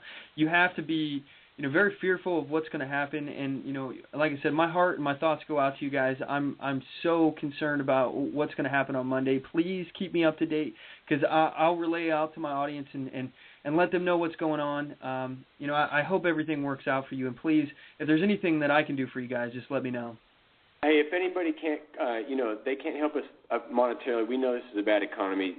Prayers you do a big difference. And I know it sounds silly to some folks, but to us, we really take that to heart. You know, prayers or even some kind words or some encouragement really would help us right now. Like I say, or just, if anything, sharing this out and let people hear about it. If you know Absolutely. A lawyer, or you know someone who might be needing some hours to do pro bono work, please pass this along. That's all we ask. Absolutely. Well, again, I really appreciate you guys coming on the show today, and it does mean a lot to me that you guys would take the time out of your day. And I know you guys are very stressed and you've got a lot going on, and everything's about to kick off tomorrow. But thanks for taking the time to get the story out, and I'll do what I can to help share your story. Mack, we want to thank everybody, including our Facebook friends who tuned in tonight. We want to appreciate and give you guys thanks for even tuning in tonight to support us. I want to thank you for all the messages we've gotten, all the shares. It means a lot. It really does help. And I want to thank everybody who's been listening tonight on their story. Thank you, Mack. All right. Well, thanks for coming on, guys. And again, I'm praying for you guys on this to work through. I'm hoping that this is gonna work out. As far as you guys getting your situation taken care of. Anyway, so that was Andrew and Suzanne. I hope everything works out for them. And this actually leads me to the next segment of the show. It's the Listener Challenge. I challenge you to a duel. Did you hear that? Sounds like it's time for a challenge. Listener Challenge. Listener Challenge. Listener Challenge. Listener Challenge. All right, this week's Listener Challenge. Your mission, if you choose to accept it, is to support the Clark family. You can do this in several ways, as we just talked about. You can go to our Facebook page, facebook.com/OnTheMoveShow, or twitter.com/OnTheMoveShow, and share their donation page. This has got to be the most important thing that you can do right now. Share it. Share it as many places as you possibly can. Share it with all of your friends. Share it with every group that you're part of. You know, I posted their donation page on the links of my my Facebook page and the Twitter, so it's one of the first ones there. On their donation page, they have a video explaining their situation for those who don't know about it yet. And share their story. Share, share, share. After you've shared the links, please reach deep into your hearts and then deep into your wallets and give what you can if you can. I know that times are tough. Believe me, I know that they are. But you know, we have to come to the aid of good people like this. These people are homeschooling their kids. They're trying to make sure they take care of their kids in the best way they know how. They're controlling what goes into their kids' body. They're making sure that they only put things that they know about into their body. They've done research, and they understand the consequences of what they put into their kids. There's a lot of dangers of vaccinations. If you don't know, look up the side effects of vaccinations and some of the chemicals that are in vaccinations. There's formaldehyde in a lot of these things, which we use to embalm our dead. Just, look this stuff up, okay? And I'm not saying that vaccines are wrong, but I'm just saying that this family is trying to look out for their kids. You know, if you can't give monetarily, then give them words of support. Send them a message on Facebook and let them know that you stand with them. We have to support this family. They're a good family, and the government is victimizing them. They need a good lawyer, and that's the purpose of this donation fund. That's this week's challenge. Speak up, stand up, get on the move. So, you know, one thing that I would like to talk about here is Mike Huckabee and the Common Core situation that's going on. So we're going to talk about that in detail here when we get back from this break, and we'll be right back in about a minute 30, so don't go anywhere, everyone.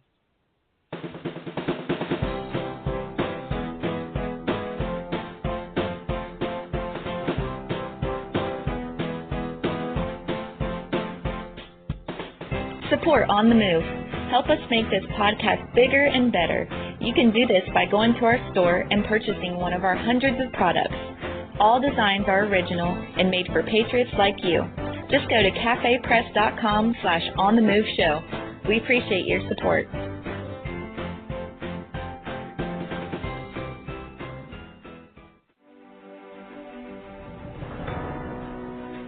Hi, I'm Latasha Worley, and I work with candidates to creatively and effectively communicate their message to voters. I offer professional graphic design services from yard signs to flyers, from logos to vehicle magnets. Email me today at latashaworley@gmail.com. That's LATOSHA Worley@gmail.com for a quote on items for your campaign.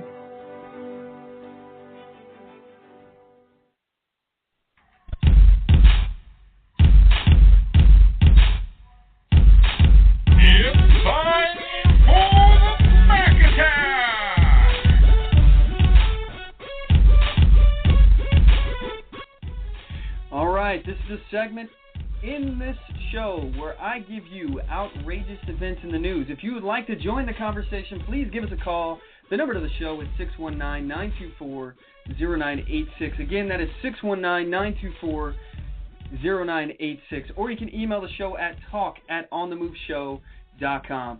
All right, so like I said, I want to talk about the situation with Mike Huckabee and Common Core. I've been trying to talk about this for what seems like weeks, and it seems like we keep getting sidetracked and we're not able to get to it. So I'm really adamant about opposing Common Core. And Mike Huckabee, if you heard what he says, you would assume that he's adamant about opposing Common Core too. But looks can be deceiving, and especially his words are extremely deceiving. Here's Mike Huckabee on Common Core. Okay, I'm going to give you a sampling of some things that people have posted on my Facebook page lately. I hear you support Common Core education standards. I'll never watch your show again. Another said, if you support Common Core, you've lost my trust. Or here's another one. You need to learn the truth about Common Core. Well, I guess the person who said that he'd never watch my show again isn't going to hear this, and, well, that's too bad. I want to cut right to the chase. I don't support what Common Core has become in many states or school districts. Look, I'm dead set against the federal government creating a uniform curriculum for any subject. I oppose the collection of personal data on students that would identify them and then track them, and certainly any effort to give that personal information to the federal government. I am steadfast in my belief that parents should ultimately decide the best venue for their children's education, whether it's public schools, private schools, religious schools, or home schools. I believe education is a local or state function, not a federal one. Sadly, the very label Common Core has come to be associated with things that I detest, like agenda-driven curriculum that indoctrinates instead of educates. Now, I'm convinced that the term Common Core needs to disappear from the lexicon of education policy. It's a toxic term because it's come to mean things that most of us can't stomach, like top-down federal intrusion into the local schools where you live. But Common Core, as it was designed, had nothing to do with the federal government. It was conceived and controlled by elected governors and state school chiefs to keep federal hands from interfering. And it only dealt with two subjects, math and English. And in those two subjects, established only state-initiated standards in those subjects and intentionally didn't write or even suggest curriculum. It set voluntary goals. They were controlled by the local school boards.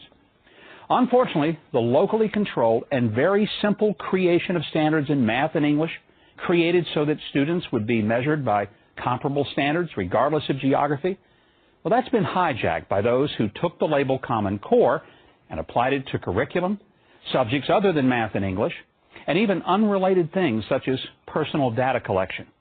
As a result, Common Core as a brand is dead, and hopefully the perversions of it will die as well.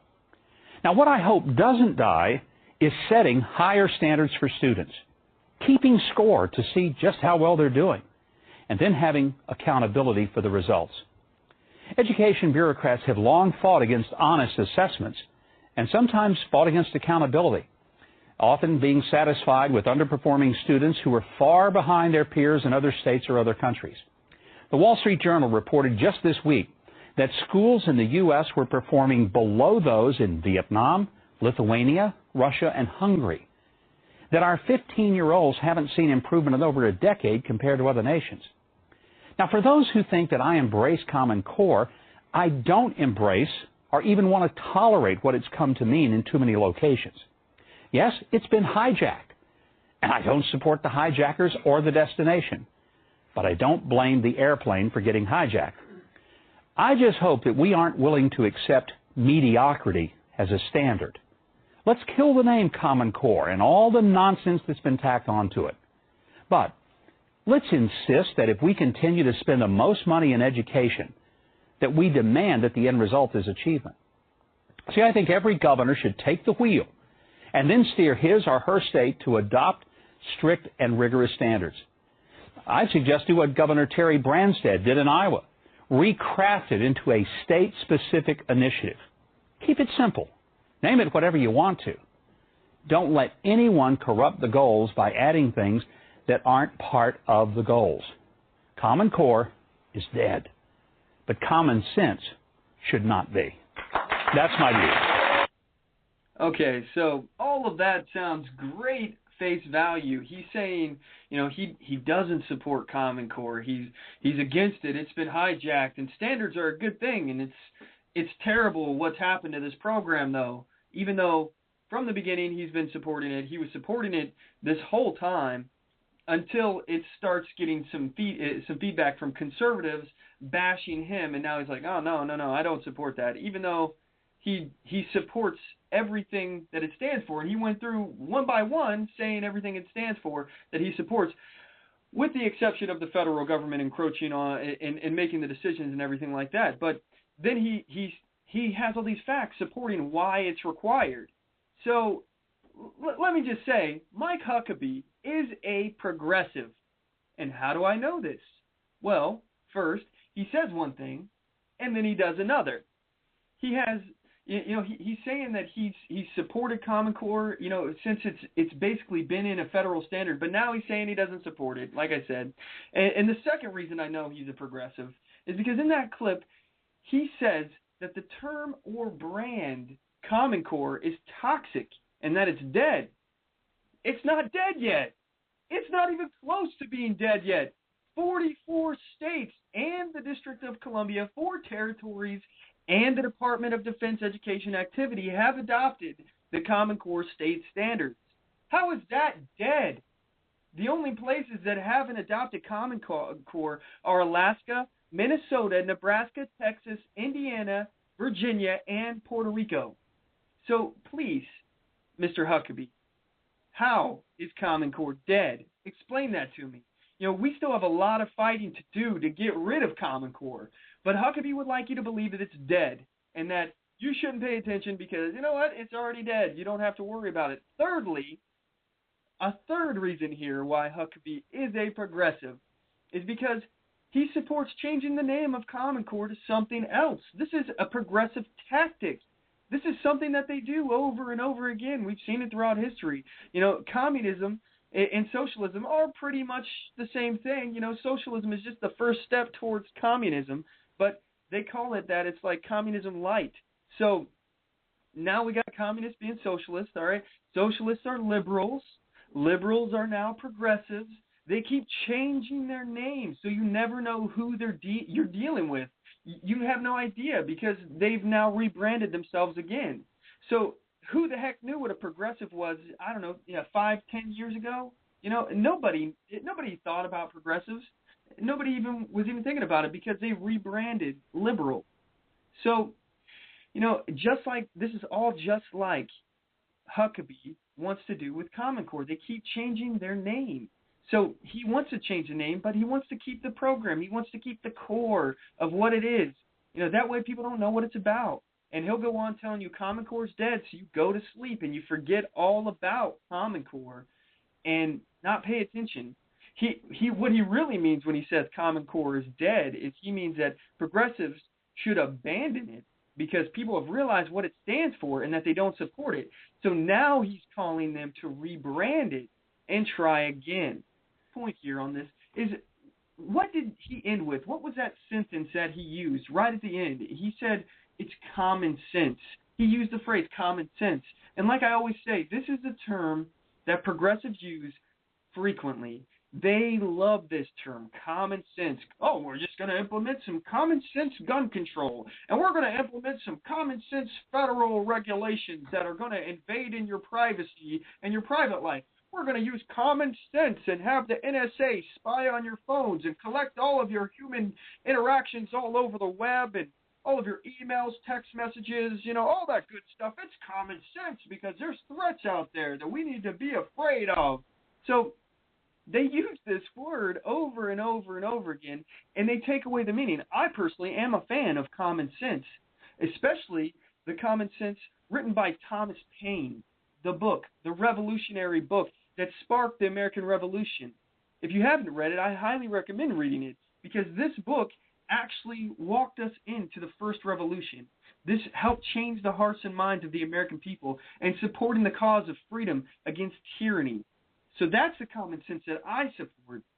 But I try to avoid using the words common sense because liberals use it, and like I said, they do it. They try to imply that anyone who disagrees with them is unreasonable, uneducated, or just plain ignorant.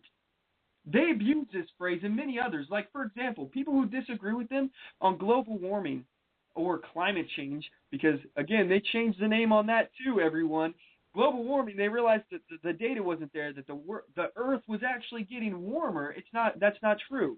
The data was not there. So now they've changed it to climate change. And, again, you see they're using that tactic again. But anyone who disagrees with them is referred to as a flat earther. So that means that you believe that the Earth is flat, and if you keep sailing, you'll just fall right off, like back in the Christopher Columbus days. Okay, we see how they use these disparaging terms to come after their opposition here. And my whole point in this whole rant that I'm giving you right now is that we can't take Mike Huckabee at face value. His actions tell a different story. I don't trust Mike Huckabee. I think he's a rhino and a progressive. I think that he will say one thing and then he'll do something totally different because he doesn't think that you're paying attention. And like all progressives, he thinks that he's smarter than you. He thinks you're too stupid to catch on. On the bright side, though, I would like to point out the fact that as far as Common Core is concerned, more than a dozen states are considering legislation to repeal Common Core. And 2 weeks ago, Indiana became the first state to repeal the testing standards. We have started something. We're trying to make some progress against Common Core, but, we're not out of the woods yet. We still have a long way to go. And, regarding Huckabee, I have more about Huckabee that I'd like to talk about.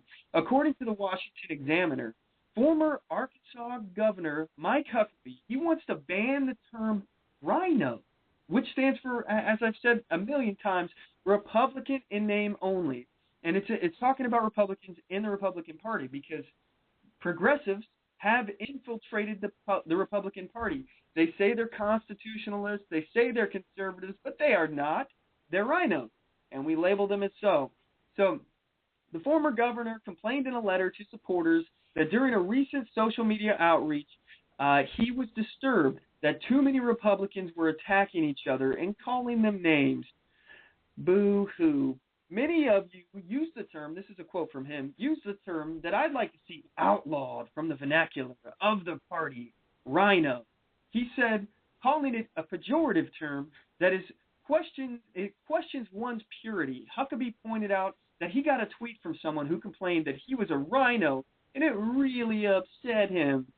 With all due respect, he says, I've fought in the trenches of the Republican Party for over 2 decades, but I wouldn't pretend that I'm lord over determining who real Republicans are versus these so-called rhinos, he said. Huckabee reminded his readers that Jesus once said that a house divided against itself cannot stand, referring to the Gospel of Matthew. The possible 2016 Republican presidential hopeful concluded his essay with a folksy proverb, I'd rather have a loyal dog who licks me than one with a pedigree who bites me, he added. I'd rather go to battle with someone who isn't perfect than someone who thinks he is. Now, this is really upsetting to me, and if you honestly don't believe that he's a progressive, this should be all the evidence you need. Huckabee is trying to ban the word rhino. Seriously? He wants people to stop using a word that's used to describe him and people like him. These labels are important. Words are important. They allow us to know who we're dealing with because, as I pointed out, they continue to change their names in order to deceive us. Progressives like Huckabee have infiltrated the Republican Party. They're there. They call themselves conservatives. They call themselves constitutionalists. But they're the very ones that are standing up and clapping when our president, Obama, says that he's going to sidestep the Constitution and bypass Congress, and he's going to implement executive orders. This right here is unbelievable to me, that we have somebody in the party, in the Republican Party, the party of Reagan, that is trying to word ban, and he's actually trying to convince us that he's not a rhino. You know, they don't believe or support conservative policies. Mike Huckabee believes in big government. Progressives like him believe in big government. They believe in an overreaching, ever stands in stark contrast to conservative beliefs. This is why we need the word rhino, so we can identify who doesn't believe in the Constitution and who believes in small government. We can sort these people out. Word banning, by the way, is a progressive tactic. Like I've talked about on the show a few episodes ago, they're trying to ban the word bossy. You know, I played the clip before, but now I have a parody of that clip, and I think you guys will appreciate it. I think it's pretty funny. This was produced by The Blaze, and it's called Ban Quirky. So I hope you guys enjoy. Here it is. Ban PSA, take one. Different. Different. Weird. Weird. Weird. Different. Odd. Odd. Weird. Odd. Quirky. Quirky. Quirky. Quirky. Quirky.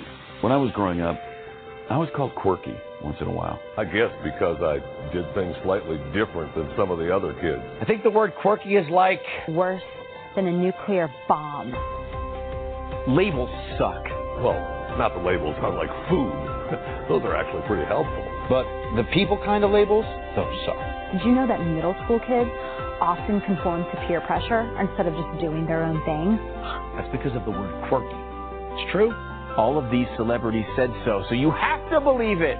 It's time to ban quirky. Ban quirky. Ban quirky! Ban quirky. Yeah, ban quirky. We need to encourage, empower, inspire kids to think out of the box. The best way to do that is to pretend words don't exist. Let's ban quirky. Ban quirky. Ban quirky. Words matter. Never use demeaning words. Just take the pledge. Take the pledge. I'm not quirky. I'm the quirk meister. Don't be an asshole.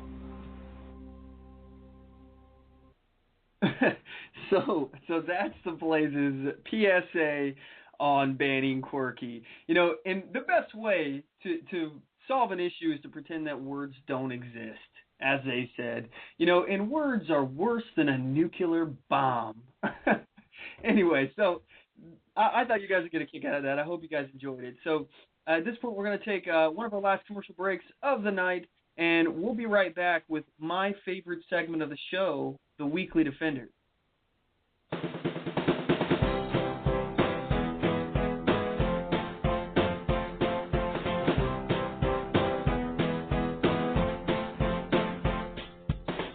Support On the Move. Help us make this podcast bigger and better. You can do this by going to our store and purchasing one of our hundreds of products. All designs are original and made for patriots like you. Just go to cafepress.com/onthemoveshow. We appreciate your support.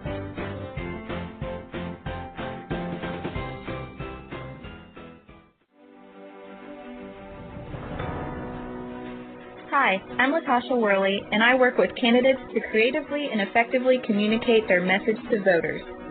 I offer professional graphic design services, from yard signs to flyers, from logos to vehicle magnets. Email me today at latashaworley@gmail.com. That's LATOSHA Worley@gmail.com for a quote on items for your campaign.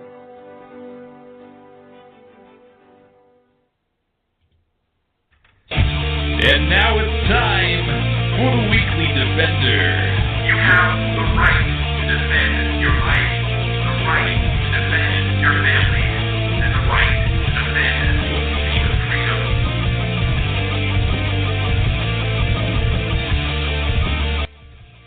Man, this has been a fun show for me. I got to tell you guys. All right, this is the segment that we report about armed citizens in the news who've used their firearms to defend their family, their property, and or themselves. Our first Weekly Defender we found in the Detroit News. A woman was heading inside after pulling her car into the garage at her Detroit home in Michigan. When a man, he entered her home and attempted to rob her garage, I'm assuming. In response, the resident, she was a right-to-carry permit holder. She drew her gun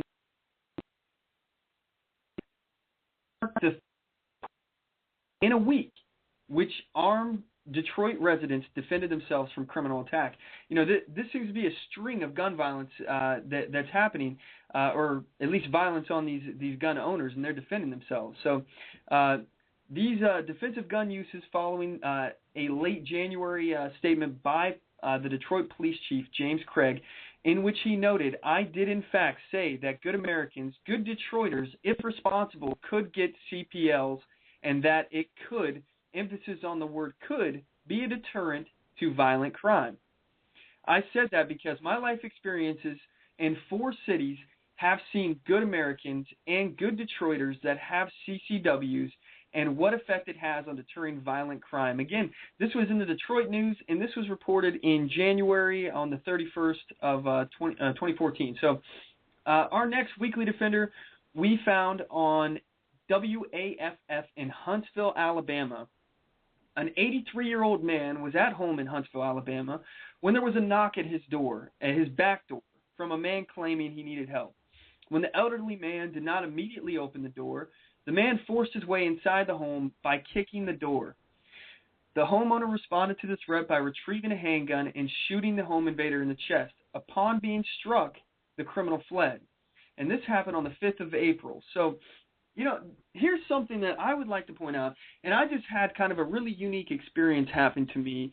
You know, I don't often get this opportunity. I had a conversation with an anti-gunner the other day, somebody that was a gun-grabbing liberal, and I'm sure they voted for Obama and things like that. So I had a very interesting conversation with a woman who she didn't know that Washington State was an open carry state. She didn't know that you didn't have to register your firearm in Washington State. And she made some very generalized accusations. She claimed that all unregistered firearms are likely illegal and that they were probably stolen. She thought that if you had a gun and it was stolen, that you should be held liable if it was used in a crime. So, you know, first of all, I corrected her on the fact that all guns that are unregistered are illegal. I told her that that's just not accurate. I know every gun owner I know, you know, don't register their firearms unless they're in a state that requires them. So, you know, this is a state that you don't have to register your firearms, and there's many like this. You know, Washington is one of them. Where I used to live in Wyoming, that was another state that you didn't have to register your firearms in. And I explained to her that registration is the first step towards confiscation, and she just kind of shrugged that off. But then she went into the part about if your gun was stolen, that you should be held legally liable if your gun is used in a crime. And I asked her, I said, well, ma'am, let me ask you, and by the way, I have to point out that what made this situation unique is that this was a debate. This was just a conversation, and it was a very pleasant one at that, by the way. Most of the time when I have conversations with anti-gunners, they're angry, and they're very, spiteful and mean. This woman was very polite, and we had a great conversation, and I really appreciated the fact that she would talk to me about it, because I'd like to get into an anti-gunner's head. So anyway, I asked her if her car was stolen from her garage, if she thought you should be held accountable if your car was used in a crime or used to kill someone. And she said that if she didn't report it stolen, yes. And she was under the impression that gun owners who wouldn't report their guns stolen. And I personally, if my guns were stolen, I would report it. And I have a feeling that most gun owners out there would report it. So anyway, I kind of talked about that for a minute, and then we talked about gun statistics, okay? She didn't have any. I have a lot, as you guys know. I talk about it all the time. She didn't believe that home invasions happen very often. She thought that anyone that had their home invaded or broken into was likely a criminal, and that other criminals wanted what they had. Here she is. She's blaming the victims of a crime and assuming that law-abiding citizens are criminals, just like she assumed that anybody who didn't register their firearm was a criminal. So, and this is probably a big point here, is that a lot of anti-gun is fear and lack of information. They just don't know. They don't know the information. So, and just so you know, even if you present it for them, they're not going to convert. They're not going to be a pro-Second Amendment person, and that's not the purpose of the debate that I had with this woman. I knew that she probably wasn't going to change her ways, and that was part of the beauty of the conversation. I was just trying to figure out where she came from, and she was trying to do the same with me. So we were talking about it, and there was it wasn't an argument, it was just a debate. So anyway, she stated that people don't break into other people's houses for no reason. She said that they do it because they know they have something that they want. And she said that, no one would try to hurt her, or there's not people out there that would try to hurt or kill her or anything like that. And I told her that according to a University of Florida study, Americans use their firearms 2 million times a year in self-defense. And, I told her that home invasions happen every day to law-abiding citizens, as proof from the Weekly Defender that I just read off to you all. It happens all the time, and you hear how often it happens. I report it all the time on this show, and I can report so many more. I'm only doing 2 a week. I could do way more than 2 a week. Anyway, she said that if her front door was ever kicked in, that she would just leave out of a window. She'd throw a table or a chair or some big object through a window and just climb out of there and get out of the house before her attacker got to her. She didn't believe that she would ever be in a situation where she would need to use a firearm. And I told her that it's not always possible to avoid someone who is out to do harm to you. I used the example of an elderly person trying to escape out of the window, and that's not a possibility. If you're old, there's no way that you're going to be climbing out of a window, especially if you're like, the kind of old person that's in a walker or, in a wheelchair, for crying out loud. What if you have a disability? It's not always a possibility to get away. And not only that, you shouldn't have to. That's your home. That's your home. What right did they have to come into your home? So, I asked her that if it was her in that scenario, if she was in a you versus me, I'm going to die or you're going to die scenario, and someone was out to do harm to her and her family, if she would use a firearm to defend herself. And this is the position that I love to put these anti-gunners in. And she said she'd maybe shoot him in the leg, but she wouldn't shoot to kill. Okay, so right there, that proves that she can see a need for a firearm. Regardless of what her feelings are for killing people, she would still shoot. She would still use the firearm to shoot. So then I went on to ask her if she locks her doors at night, and she said that she did. I explained that the fact that she does lock her doors at night, it proves that she knows that there's people out there that would break into her house. And it's not a reflection of her, as being a criminal or her neighbor's behavior, but that in our society, some people would do harm to us if they had the chance. So anyway, this is the conversation that we had, and I obviously didn't convince her. I didn't change her mind. She's going to do what she's going to do, and she's going to believe it. One point that I would like to make in regards to trying to debate an anti-gunner if you present them with a situation that they just can't defeat, they cannot win, you've backed them into a corner, a lot of these people will just shut down and not listen to you anymore. It doesn't matter what facts you give. You basically got them to the point where they just won't listen to you to spite you. So it's important that you're polite to them and you present them with information and you plant a seed in their mind that they're going to go investigate on their own. Now, I don't know if this woman will ever, down the road start to change the way she feels about guns, but I think based on the conversation that we had, I put a lot of ideas into her head that she maybe never thought about before. Maybe this will make her question where she stands. I know, honestly, I've questioned where I stand on so many issues, and I've changed my viewpoints over the years, almost dramatically. It's like a night and day difference, my viewpoints from when I was a lot younger. I was a young, dumb liberal when I was a kid. And now, I'm still dumb, but I've changed my viewpoints and I've critically thought about what I believe and what I stand for. And I'm sure in a few years, I'll change my mind on some other topics too. But that right there, I think, is a sign of somebody who's willing to learn, is to think critically about their situation. Try to imagine what it would be like to put themselves in other people's shoes. And also, try to learn. Anyway, I think it's important that we don't back them into corners and try to argue with them and yell at them and get into this, I'm going to convince you at all costs that I'm right and you're wrong, because it doesn't work. When we do that kind of stuff, it doesn't work. It's ineffective.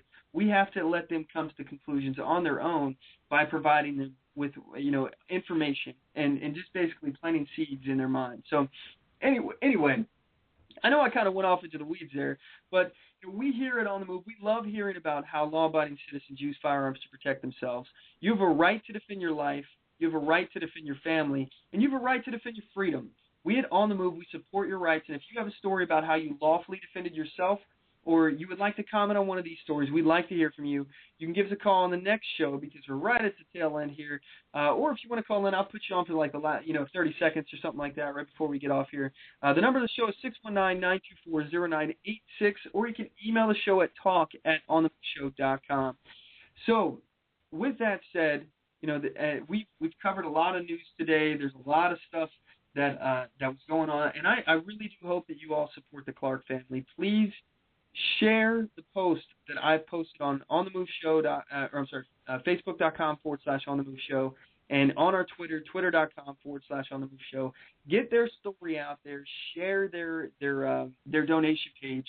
They need as much monetary and word support as possible. If you guys, if you support them, go tell them that you support them. It's important to hear that, especially when you're in the middle of a legal issue and they haven't slept. They're terrified that they're going to lose their children. I mean, there's a lot of pressure on these people right now, and just your simple words of encouragement can go a long way, towards making them feel like they're not alone out there. So please, I would recommend doing that, and it would help. So anyway, on the last few seconds here on the show here, I just want to wrap up. I want to talk about a few different things that are going on. And I think there's something funny that happened. Hillary Clinton was in, I believe she was in Nevada or something like that.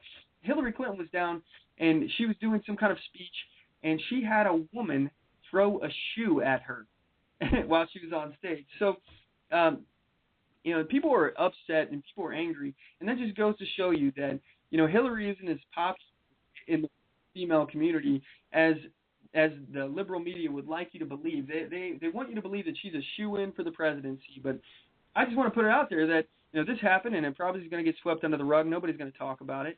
So it's up to you guys to look up the article, spread that information, tell people what's happening, because she's not as popular as everyone would like you to believe. But anyway, at this point, we're going to go and wrap up the show. That's today's show. I want to thank you, our listeners, for tuning in week after week. And I want to thank our guest, the Clark family, for coming on the show today. And I really do appreciate them taking the time to talk to us and let us know about their story. To get in for more information about our show, check us out at onthemoveshow.com, here at blogtalkradio.com /On the Move Show. Facebook.com/On the Move Show, Twitter.com/On the Move Show, and YouTube.com/On the Move Show. And as always, know your rights, assert your rights, get on the move.